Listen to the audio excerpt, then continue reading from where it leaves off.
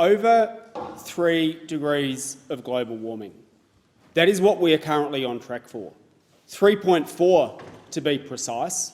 We were told at the Global Summit that the Prime Minister snubbed in favour of meeting Donald Trump and a Liberal Party donor. Over 3 degrees of global warming is where the government has us on track for. We have just lived through catastrophic fires that have happened at 1 degree of global warming. That is what has happened at 1 degree. We have been told that we could hit 1.5 degrees of global warming as soon as 2030.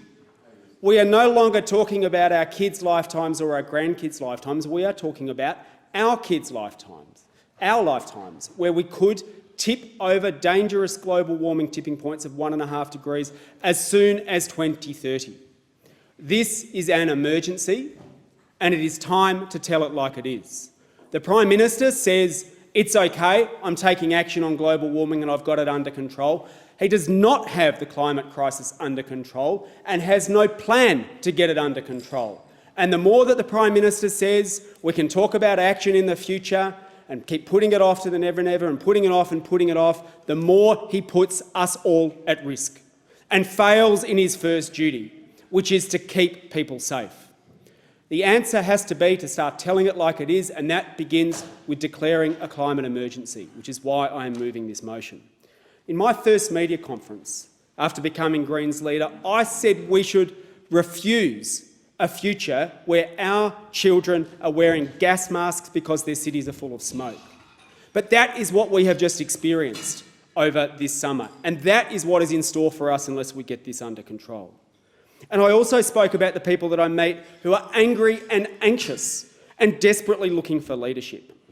Now is the time to face up to the reality of the powers we face if we are to save the planet and save the future. The last time that there was as much carbon dioxide in the air as there is at the moment was at least 2.6 million years ago, before humans existed. Back then, temperatures were more than 3 degrees warmer. There were trees in Antarctica and sea levels were 25 metres higher.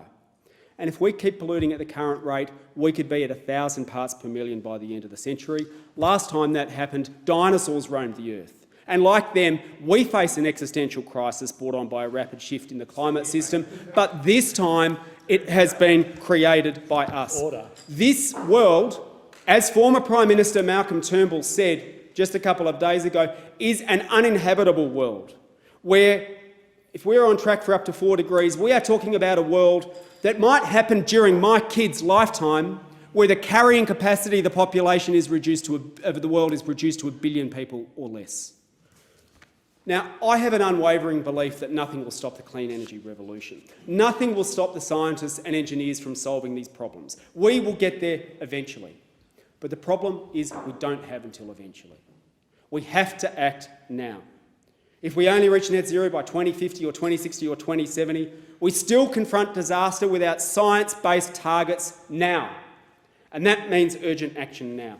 And that's why the government must, and the whole of society must recognise that we are in an emergency and take action at emergency speed, devoting all the resources we need to stop a threat that simply may become overwhelming. Next week, I will also introduce to the Commonwealth Parliament the Climate Emergency Declaration Bill. This bill will declare a climate emergency, require every government department to be guided by the declaration, and mandate the establishment of what was called in the past a war cabinet to guide the country through rapid society and economy-wide mobilisation to decarbonise the economy. This bill and this motion reflects the scale of the crisis we face and represents the scale of action that we need. Now, Winston Churchill was a flawed man and a flawed Prime Minister, but in his greatest hours, he reached across the aisle during World War II and formed a grand coalition with the Labor Party and others. Now, I know it seems incomprehensible in today's political context that this could happen, but it's what should happen. And it's what we need to keep fighting for, because the time for appeasement is over. We need climate change Churchills, not climate change Chamberlains like we have on the government benches. It is time for a Green New Deal. A Green New Deal is a government-led plan of investment and action to build a clean economy and a caring society, a plan where we can fight the climate crisis and fight inequality at the same time. But right here today, we have no choice but to tell the truth about the crisis we face and what is needed. The time for half measures is over because time is running out, and that is why Parliament should pass this declaration.